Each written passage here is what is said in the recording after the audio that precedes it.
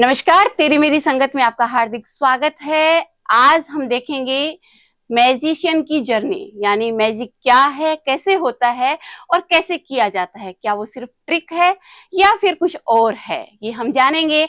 हमारे साथ जो मैजिशियन मेरे साथ आज जो हैं, उनका नाम है सुमित छाजेड़। और उनके लिए मैजिक सिर्फ मैजिक नहीं है, उनके लिए वो दिल है, दिमाग है, शरीर है और शरीर से आत्मा तक का सफर सिर्फ मैजिक और मैजिक है। तो आज मैं जिनसे मिलवाने जा रही हूँ वो है सुमित जी छाजेड़। नमस्कार सुमित जी। नमस्कार नमस्कार पूनम जी, बड़ा अच्छा लगा। बहुत ही शानदार जबरदस्त इंट्रो दिया है मेरा जी, तो सुमित जी, सबसे पहले आपकी जो जर्नी रही है, आपकी लाइफ की जो जर्नी रही है, आपकी मैजिक की जो जर्नी रही है, उसको चंद सेकंड में हम जरा सा देख लेते हैं स्क्रीन पे, फिर हम आपस में जरा सी बातचीत करेंगे। सो हम लिए चलते हैं आपको उनकी जर्नी के साथ। यात्रा कीजिएगा उनकी जर्नी के साथ आप भी।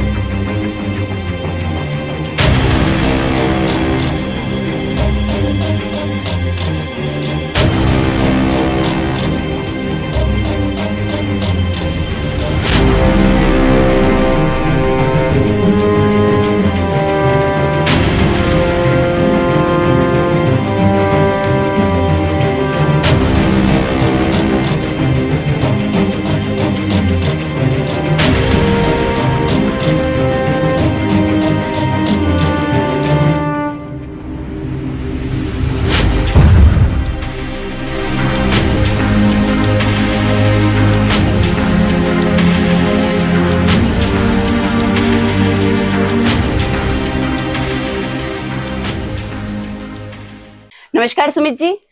नमस्कार नमस्कार पूनम जी। तो सबसे पहले ये बताइए मुझे कि व्हाट इज मैजिक। ये शब्द मैजिक बहुत ही छोटा है और बहुत बार मुझे ऐसा लगता है कि जितना वो छोटा है उतना कठिन भी है। क्योंकि मैजिक मैं करता हूँ, काफी सालों से कर रहा हूँ और उसे एक्सप्रेस करना भी बहुत बार डिफिकल्ट होता है। क्योंकि मैजिक के अंदर हर वो चीज है, जैसे अपन बोलेंगे मैजिक में इंजीनियरिंग है, मैजिक में there is psychology, there are tricks, there are presentation, जो तरीका है, हर एक चीज का एक मिश्रण है, तब जाके वो मैजिक बनता है।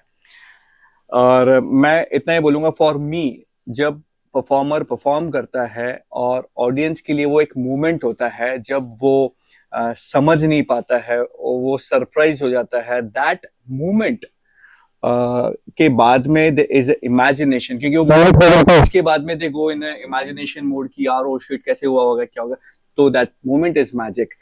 तो मैं हमेशा कहता हूँ, for me magic is an art of making people dream।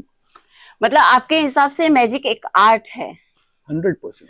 और अभी आपकी जर्नी में हम लोग देख रहे थे कि इतने सारे रियलिटी शो, चाहे वो स्टार प्लस का शो हो, जी टीवी का शो हो, किसी दूरदर्शन का शो हो, लाइक दैट आपने इतने सारे शो किए। कभी लड़कियों को काट दिया, कभी आपने हवा में किसी को उड़ा दिया, कभी आपने गाड़ियां वहां से गायब कर दी।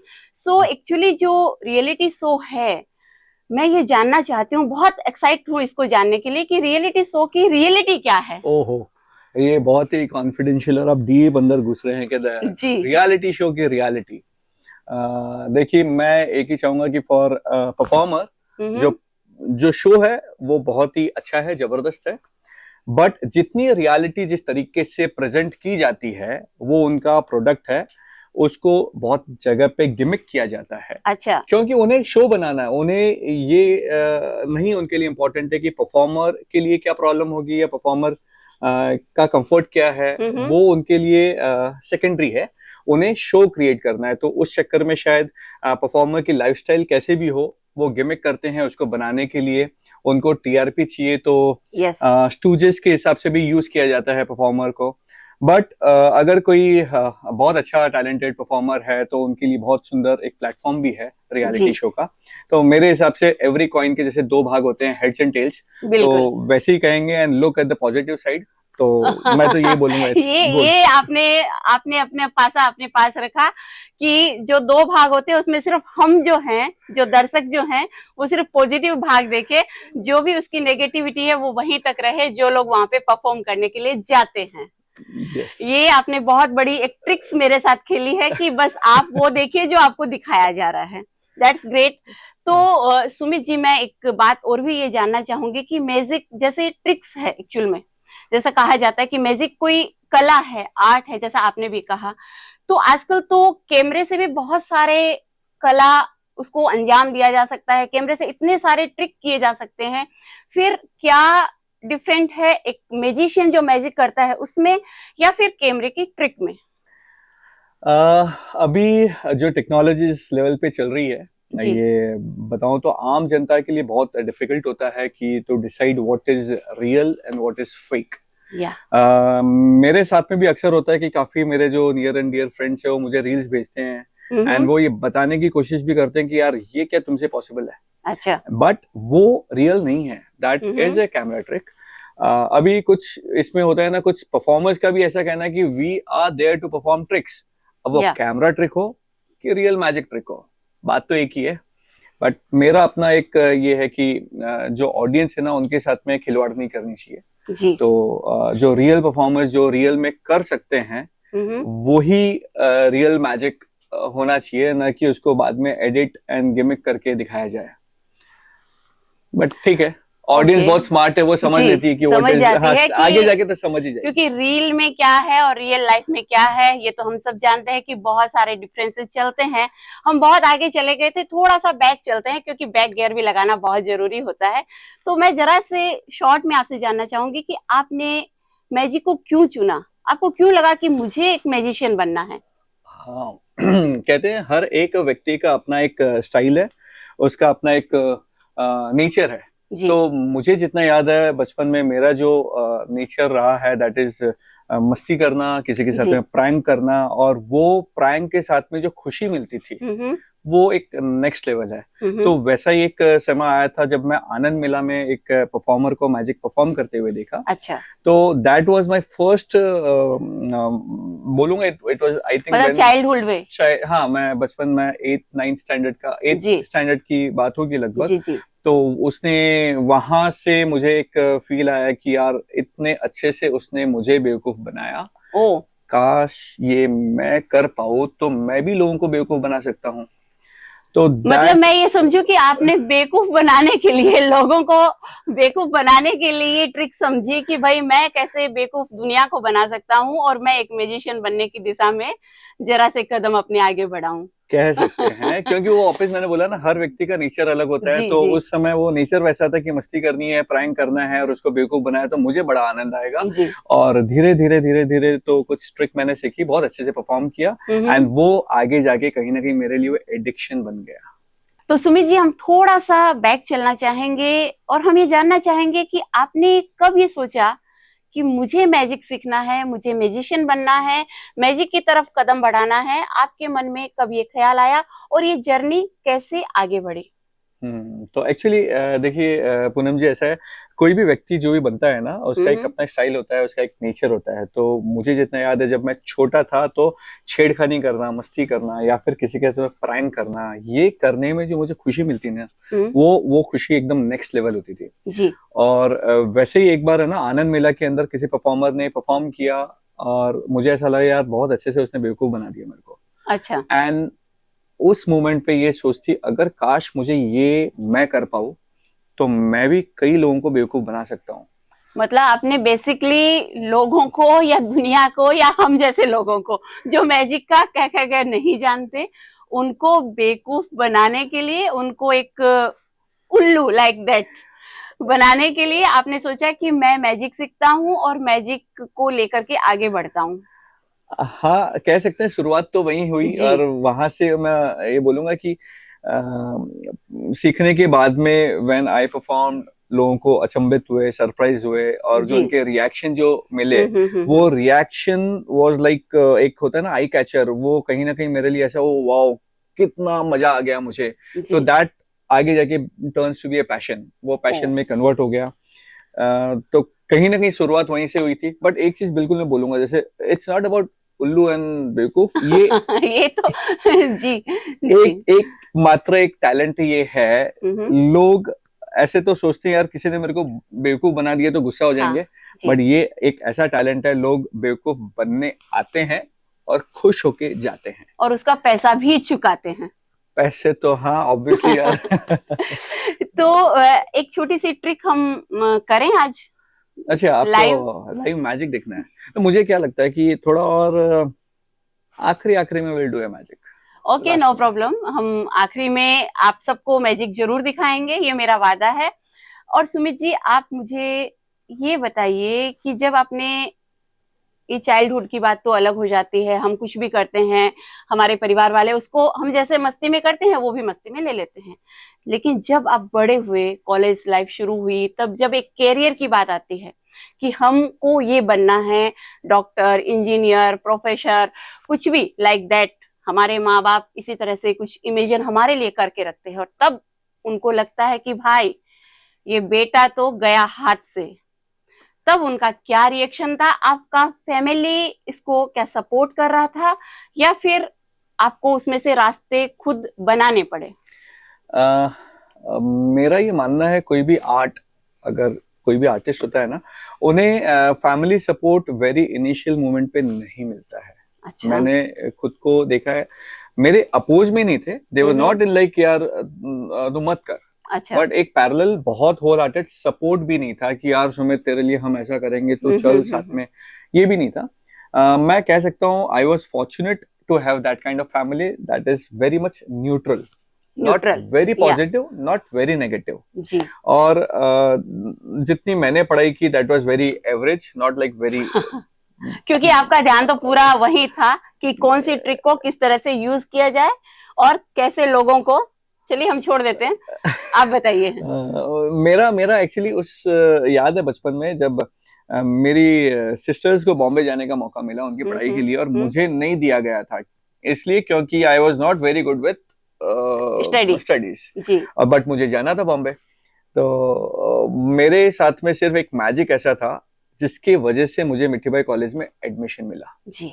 तो ये एक बोलेंगे ना, आपकी हॉबी आपको किधर कैसे मौका दे देती है। तो हॉबी ने मुझे बॉम्बे के अंदर मिठी बाई कॉलेज में एडमिशन लेने का मौका मिला, और उसके बाद में जो जर्नी हुई वो थोड़ा सा और एक्साइटिंग हो गई, थोड़ा और इजी हो गया, ऐसा कह सकते हैं, क्योंकि उसके आगे आई परफॉर्म कुछ कर दिखाना है, एनुअल फंक्शंस हुए, मुंबई यूनिवर्सिटी को रिप्रेजेंट किए, फिर चैनल के लिए जादू एपिसोड्स किए, तो वो वहां से जर्नी इजी वे में बॉम्बे था तो चालू हो गई थी। तो ये जो जर्नी आपकी चालू हुई, जब आप कॉलेज में अपना जादू का जलवा बिखेरने लगे, उसके बाद स्टार प्लस, उसके बाद जी टीवी, तो इन लोगों ने आपको अप्रोच किया या फिर आपने इनको अप्रोच किया? ये जर्नी कहाँ से, क्योंकि ये एक बहुत टफ जर्नी होती है, वहां तक पहुंचना किसी के लिए भी एक बहुत बड़ा सपना होता है, और वहां उस स्टेज तक पहुंचना, तो आप कैसे वहां तक पहुंचे? वापस मैं बोलूंगा, एक चाहे नसीब होता है जी। मैं मुंबई यूनिवर्सिटी, मुंबई नहीं, मैं मिठी बाई कॉलेज में, बिकॉज आई नो मैजिक, तो मेरा एडमिशन हुआ, तो उनके एनुअल फंक्शन के अंदर मुझे परफॉर्मेंस करने का मौका मिला, और वो फंक्शन के अंदर दे वर लाइक स्पेशल गेस्ट, जो कि कौन बनेगा करोड़पति, कुछ कर दिखाना है, क्या मस्ती क्या धूम, खुल जा सिम सिम, के से बहुत सारे इवेंट्स होते हैं। The company was optimistics. तो उनकी कोई टीम मेंबर या डायरेक्टर प्रोड्यूसर, उन्होंने मुझे देखा एंड उन्होंने बोला, यार Sumit you are performing good, क्या तुम चैनल के लिए कुछ करोगे क्या? जी। तब मुझे उन्होंने इनवाइट किया उनके ऑफिस में, then I did one magic for कुछ कर दिखाना है, that was a car levitation vanish. Yes. And उसी दौरान मुंबई यूनिवर्सिटी ने मुझे रिप्रेजेंट किया था, जो एक मेरा event, Adesh Pandekar is a well known director Marathi के, उन्होंने एक मेरा एक्ट बनाया था मुंबई यूनिवर्सिटी के लिए, तो वो मैंने परफॉर्म किया, दैट वाज वेरी गुड। तो मुंबई यूनिवर्सिटी ने मुझे सिलेक्ट किया to perform at the state level and the zonal level, तो वो जर्नी भी वहां से शुरुआत हुई। मतलब ये एक के बाद एक आपको अपॉर्चुनिटी मिलती गई, आप आगे बढ़ते गए और आपका नसीब, आपकी मेहनत, डेफिनेटली आपकी मेहनत तो रही ही होगी, आपके नसीब ने भी आपका साथ दिया, आपके परिवार ने भी। अगर अपन ये मानते हैं कि नो नेगेटिव और नो पॉजिटिव ही पॉजिटिव, कहेंगे। तो उसको हम पॉजिटिव ही मानते हैं कि जब नेगेटिव नहीं होता तो वो एक तरह से पॉजिटिव ही होता है। तो आपके परिवार ने भी कुछ साथ दिया, किसी लेवल पे आपका साथ दिया। सुमित जी, मैं एक बात और जानना चाहूंगी कि मैजिक एक्चुअली ट्रिक्स है। अगर वो ट्रिक्स है तो डेफिनेटली कभी ना कभी फेल भी होती होगी, क्योंकि हम ट्रिक्स यूज करते हैं और ट्रिक्स फेल हो सकती है, स्टेज पर भी हो सकती है, बैक स्टेज भी हो सकती है। तो ऐसा कभी हुआ कि आपके स्टेज पे या कहीं आपकी ट्रिक्स फेल हुई और उसका आपको कोई बड़ा खामियाजा भुगतना पड़ा, या ऐसा कुछ आपकी लाइफ में?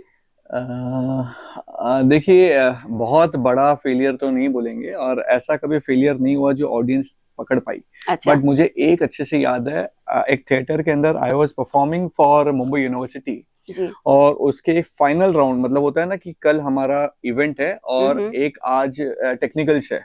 आज पूरी मुंबई यूनिवर्सिटी जो एक टीम है वो हमको देख रही है कि whether all the artist are performing nicely. जी जी। तो उसके अंदर बच्चों के लिए मुझे लड्डू निकालना था। एक स्क्रिप्ट ऐसी थी कि मैं थोड़ा सा बैडमैन, ऐसे गंदा आदमी बना, मतलब बुरा आदमी हूँ थोड़ा सा, लाइक शक्ति कपूर। वैसा नहीं बोलेंगे, मतलब कुल मिला जी। के मैं बच्चों को वश में कर रहा हूँ। अच्छा। तो वश में करने का तरीका है कि मैं उनको कुछ खिला रहा हूँ।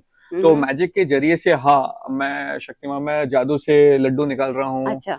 जादू से जूस निकाल रहा हूँ और उनको मैं दे रहा हूँ, और फॉर्चुनेटली मेरा जो झोला है जो भी है, उस दिन उस झोले में वो लड्डू नहीं है। अच्छा। और शो के बीच में वो बच्चा आता है, हाँ मुझे तो लड्डू खाना है, मुझे लड्डू दो, एंड आई वाज सर्चिंग, लड्डू तो है ही नहीं, अब कहाँ से दूं? क्योंकि उसके बाद में उसका डायलॉग है, लड्डू तो मैंने खा लिया, ऐसा वैसा। एंड फॉर्चुनेटली मैंने बोला, मैं देख रहा हूँ वहां पे लड्डू नहीं है। तो फिर मैंने बोला, नहीं तुम गंदा बच्चा, तुम्हें लड्डू नहीं मिलेगा।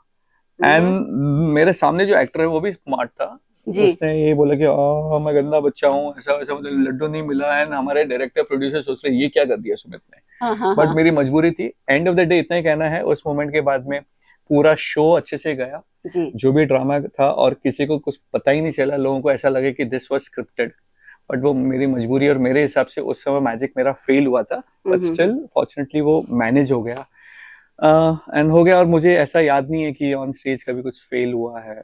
अच्छा, बैक स्टेज? बैक स्टेज तो आप रिहर्सल करते हो तो बहुत कुछ होता है। अच्छा।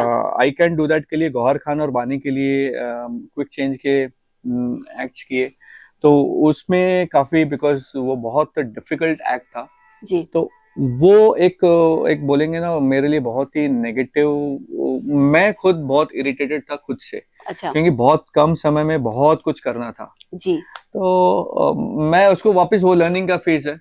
बट जो शो में ऑन एयर जो दिख मतलब रहा है, आपको ऐसा लगता है कि हर मैजिक आपके लिए जब नया शुरू करते हैं तो लर्निंग प्रोसीजर फिर से शुरू होती है?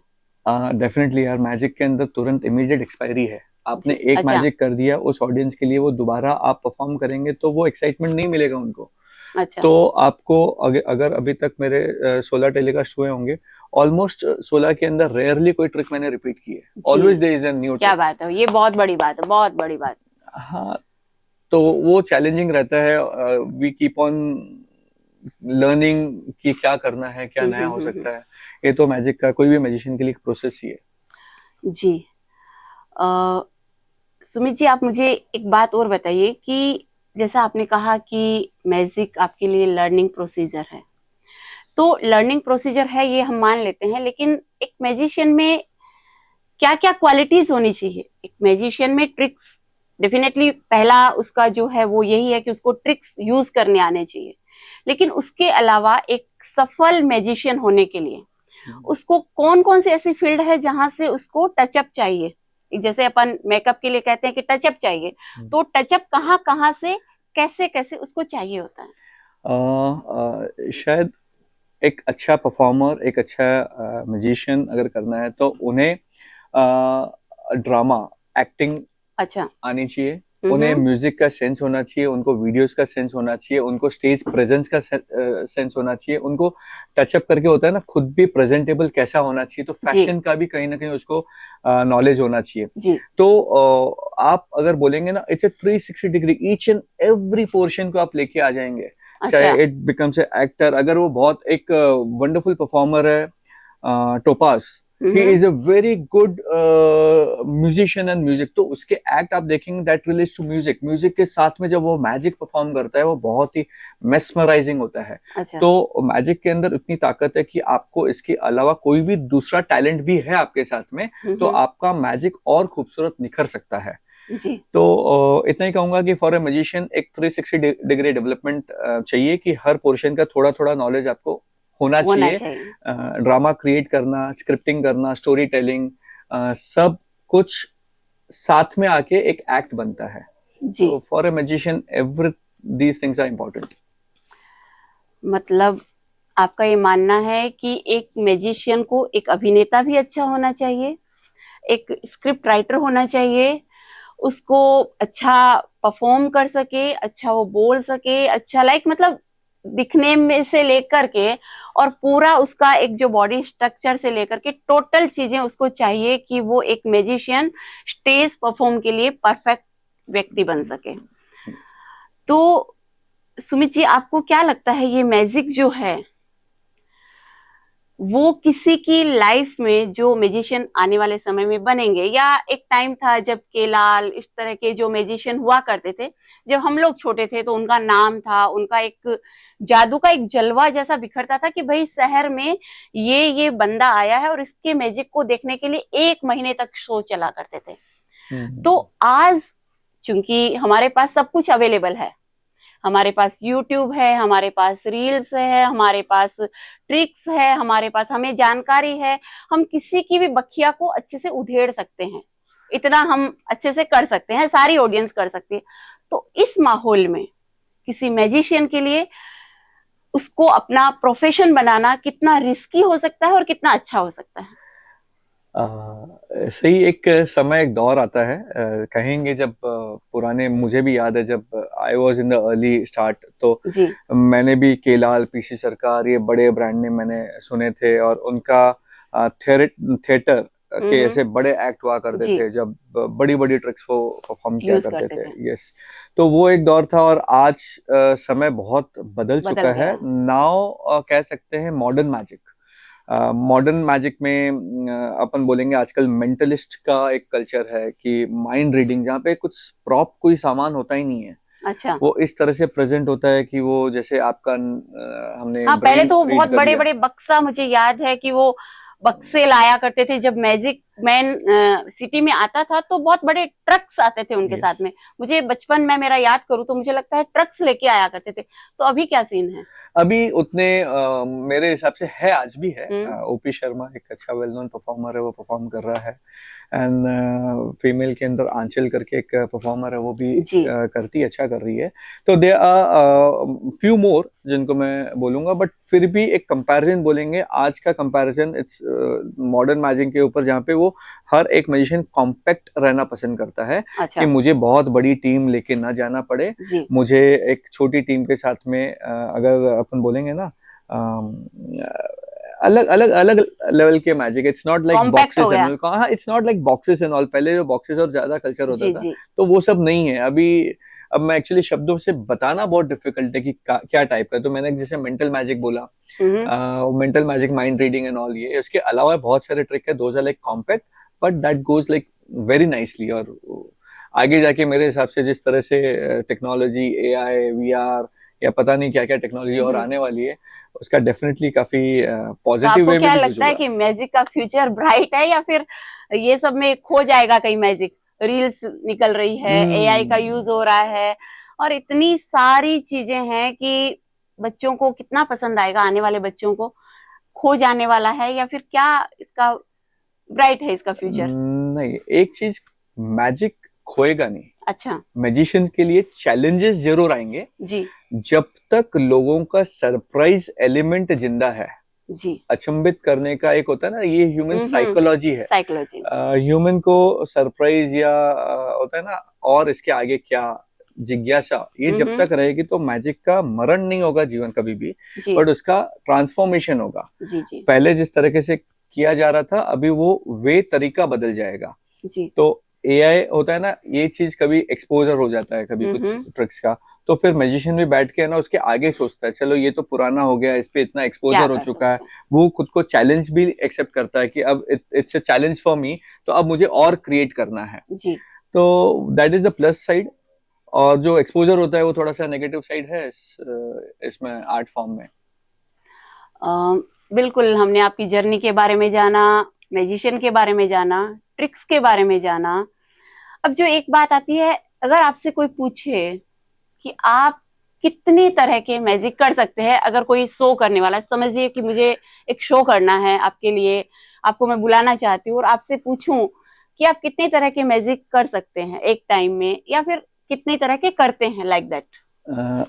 ये वापस ऐसा क्वेश्चन है कि आप एक किसी शेफ को पूछ रहे हैं या फिर मैं आपको पूछूं कि आप किचन में कितनी डिशेस बना सकती है। ओ तो मेरे हिसाब से ये समंदर है, इट्स एंडलेस। जी जी वो मैं खुद कभी काउंट नहीं कर सकता हूँ और शायद कोई भी ऐसा परफॉर्मर काउंट नहीं कर सकता है।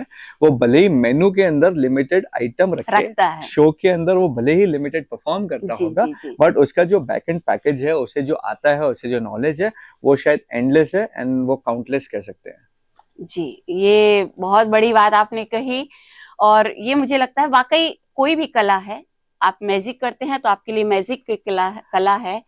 और मैजिक में एंडलेस जैसे आपने कहा, पर मैं यहाँ पे एक सवाल मेरे मन में अभी भी बाकी है।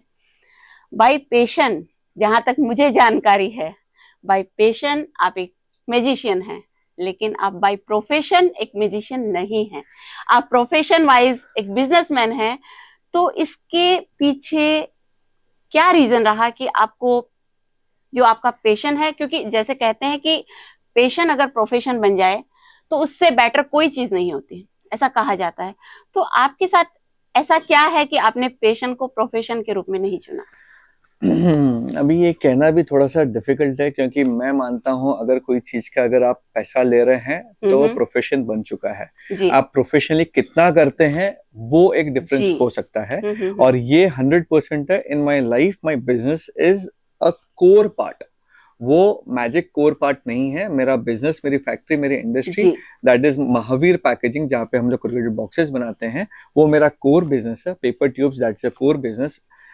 बट मैजिक जैसे पैशन है, बट वो भी प्रोफेशनली होता है, जहाँ पे यू गेट पेड। अगर आप कुछ आइडिया क्रिएट कर रहे हैं, वो सेल कर रहे हैं, तो उसमें भी आपको पेमेंट मिलता है। और मेरा एक मानना है कि what ever you start, for example एक एक्टर स्टार्ट करता है उसका जर्नी, तो वो कभी ये नहीं मुझे अमिताभ बच्चन जी जैसा बनना है। वो अगर करेंगे तो अमिताभ बच्चन, शाहरुख खान या बिजनेस में Ambani, these are like exception. तो एज ए ह्यूमन बीइंग मैं सोचूंगा चलो यार मुझे खुशी मिल रही है, आई एम परफॉर्मिंग मैजिक और मैं थोड़ा बहुत कर रहा हूँ, मेरा passion, I am satisfying my self, तो आई एम हैप्पी। तो पैरेलल मैं मेरा बिजनेस कर रहा हूँ, या थोड़ा बहुत फार्मिंग एंड खेती एंड कंस्ट्रक्शन, ये सब हो रहा है। ये भी हो रहा है, मतलब आप एक बिजनेसमैन भी हैं, आप एक फार्मर की उसमें भी आ रहे हैं और आप मैजिक भी कर रहे हैं, मल्टी टैलेंटेड। हाँ, तो बट साथ में एक सुकून मिलता है व्हेन आई परफॉर्म मैजिक। तो ये बहुत बड़ी बात है कि आप, और पैसा कितना है, हम एक लास्ट क्वेश्चन पूछते हैं कि पैसा कितना है मैजिक में, क्योंकि आप बिजनेसमैन है तो आपके लिए तो बहुत सिंपल है कि भाई आप वहां से पैसा कमा रहे हैं और अगर इसमें कम आ रहा है, ज्यादा आ रहा है, आपको कोई फर्क नहीं पड़ता। लेकिन जो दूसरे जो लोग हैं, उनकी जर्नी इतनी आसान मेरे ख्याल से नहीं होगी, तो उनके लिए आपका क्या मैसेज है? दो चीज है। कोई भी प्रोफेशन को पैसों में तोल नहीं सकते हैं जी, कोई भी प्रोफेशन हो। जी जी और रहा मतलब जैसे मैजिक का, एक पुराने जितना है, मैजिक को एज गुड एज मदारी के साथ में तोला किया करते थे लोग। मैजिक इज लाइक अ मदारी। और लोग खुश होके जाते थे, बट उस खुशी का उस मोमेंट पे आपको पैसा नहीं मिलता है। अगर मुझे बेनिफिट मिलता है, ठीक है, बाय सेलिंग मैजिक या मैजिशियन के लिए कुछ क्रिएशन करना, वो एक कहीं ना कहीं पैसा मिलता है। If I am going on stage, I am performing, तब कुछ पैसा मिलता है। बट उससे ज्यादा जो बिजनेस है, वो आप हो कि नहीं हो तो भी वो चलता है। तो फ्रॉम वॉल्यूम वाइज बिजनेस से ज्यादा है। तो शायद मैं आपका जो क्वेश्चन है वो मैं छूट गया कहीं आपका, ऐसा कि बाकी लोग, बाकी परफॉर्मर को आप क्या कहना चाहेंगे? क्योंकि वो शायद मैजिक से ही पैसा कमाना चाहते होंगे, मैजिक ही उनके लिए लाइफ है, मैजिक से उनको अर्निंग भी करनी है, उनको अपनी फैमिली भी चलानी है। शुरुआत तो मुझे एज ए हॉबी ही करना चाहिए। कोई भी परफॉर्मर सोचे मुझे मैजिशियन बनना है, तो जैसे मैंने बोला ना, डोंट गो मुझे शाहरुख खान बनना है इसलिए मैं एक्टिंग कर रहा हूँ, वो सोच के नहीं करना चाहिए। आपकी हॉबी को सामने रखते हुए आप करो, आपको खुशी मिल रही है इसलिए करो। फिर आपको जब मौका मिलता है कि यार पीपल एक्सेप्ट कर रहे हैं, उन्हें खुशी मिल रही है, जो भी मजा आ रहा है, then they will get it paid to you. और वो कितना वॉल्यूम, कितनी क्वांटिटी हो रही है, नंबर ऑफ शोज कितने मिल रहे हैं, then you can decide whether मुझे फुल टाइम करना है और हाफ टाइम करना है और पार्ट टाइम करना है, कैसे भी, then only you can decide. बिल्कुल। तो मतलब ये है कि एक हॉबी को आप बना सकते हैं अपना बिजनेस, लेकिन ये आपको खुद को डिसाइड करना है कि वो आप बिजनेस बनाते हैं या फिर नहीं बनाते हैं। एक हॉबी को हॉबी की तरीके से रहने देते हैं, लाइक दैट। लास्ट क्वेश्चन, बहुत ही ऐसा कि भाई आपके लिए तो मैजिक सब कुछ है। आपने कहा कि मेरा पैशन मैजिक रहा है, चाइल्डहुड से मैं मैजिक कर रहा हूँ, आज भी करता हूँ। कई सारी ट्रिक्स आप बाजार में मतलब सेलिंग भी कर रहे हैं, और काफी कुछ ऐसा है आपके बारे में जानने के लिए, क्योंकि आप एक बिजनेसमैन हैं, फार्मिंग कर रहे हैं।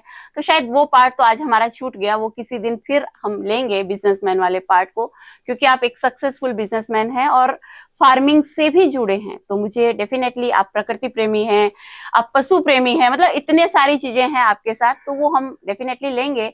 लेकिन अगर अगले जन्म में आपको कोई चॉइस मिले, भगवान चॉइस दे कि भाई तू एक सक्सेसफुल मैजिशियन बन सकता है या तो फिर सक्सेसफुल बिजनेसमैन बन सकता है, देन आपका आंसर क्या होगा?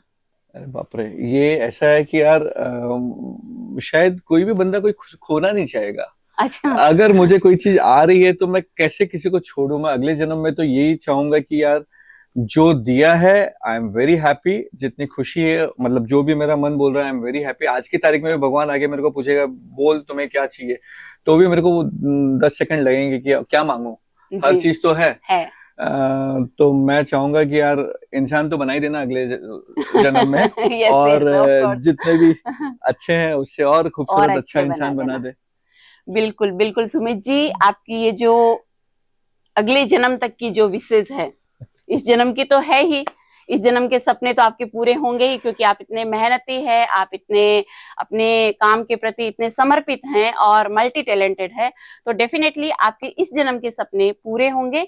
लेकिन अगले जन्म का जो सपना है, मैं चाहती हूँ कि हमारी जो बातचीत है वो वहां तक पहुंचे, उस भगवान तक पहुंचे, और वो भी इस सपने में शामिल हो। अगले जन्म तक के सपने आपके पूरी तरह से सफल हों, शानदार हो, और आप एक सक्सेसफुल बिजनेसमैन, एक अच्छे मैजिशियन, एक अच्छे सामाजिक व्यक्तित्व बन करके उभर करके सामने आए। इसी भावना के साथ आपको बहुत सारी शुभकामनाएं देती हूँ, और आपने ये जो टाइम मुझे दिया उसके लिए बहुत बहुत शुक्रिया, धन्यवाद। Thank you so much. मुझे ऐसा लग रहा है आपने थैंक यू कह दिया, वोट ऑफ थैंक्स जो भी वॉट एवर हो चुका है, बट दर्शक आपको कहीं ना कहीं बोलेंगे कि ये मैजिशियन ने कुछ कमिट किया था। यस ऑफ कोर्स, हम चलेंगे एक अपने कमिटमेंट की तरफ। आप बिल्कुल। मैं एक छोटा सा मैजिक आपके सामने परफॉर्म करूंगा जी। देखिए, एक रबर बैंड है, आप इसको पकड़ सकते हैं जी, और एक और रबर बैंड में लेता हूँ, ध्यान रखिएगा। तो कुल मिला के मेरे हाथ में दो रबर बैंड है, और इसमें कहीं ट्रैप डोर है, कहीं से खुला हुआ है, ऐसा कुछ दिख रहा है आपको? नहीं, मुझे तो हाँ, नॉर्मल नहीं, मुझे नहीं दिखाई दे रहा, सब नॉर्मल मुझे हाँ, यस एकदम नॉर्मल है। ठीक है, तो एक काम करेंगे, I will hold this rubber band like this. ये देखिए, अभी मैं इसको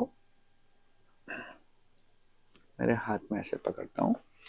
this is one finger one thumb, I take one finger and one thumb. अभी मैं एक ही क्वेश्चन पूछूंगा, इसको पैन कर सकते हैं कि इसको मैं कितना भी जोर से खींचूंगा तो क्या ये बाहर निकल सकता है?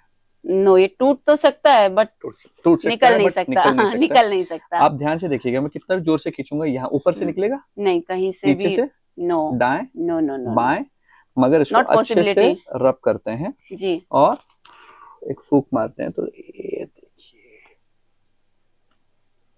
ओ वाव, आपने शायद अच्छे से देखा तो होगा ना? देखा था बाहर निकला ना? जी बिल्कुल।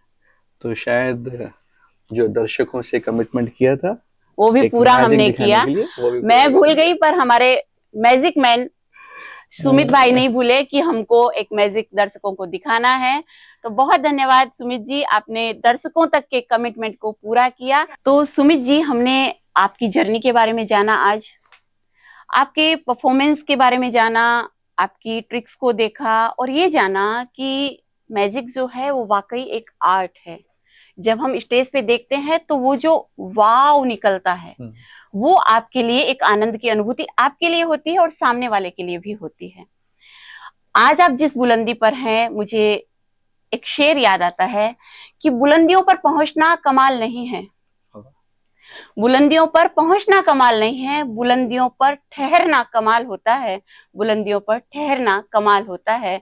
तो मेरी ये दुआ रहेगी, मेरी ये ख्वाहिश रहेगी कि आप उन बुलंदियों पर ठहरें और ठहरे नहीं, उन बुलंदियों से और आगे की यात्रा आपकी चलती रहे।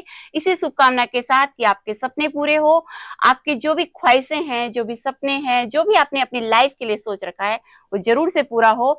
हम विदा लेते हैं इस वादे के साथ कि अगली बार, अगली आपकी जर्नी, आपके बिजनेसमैन वाली जर्नी के लिए हम फिर से मिलेंगे। Thank you so much. Thank you Poonam ji. And जिस तरीके से एक एज ए पोइटिस्ट कहेंगे कि इतने अच्छे शब्दों को यूज करके जो कहते हैं ना, ये भी कहीं ना कहीं एक मैजिक है। जी बिल्कुल, ये शब्दों का मैजिक है जो हम लोग करते हैं। Thank you Poonam ji. Okay.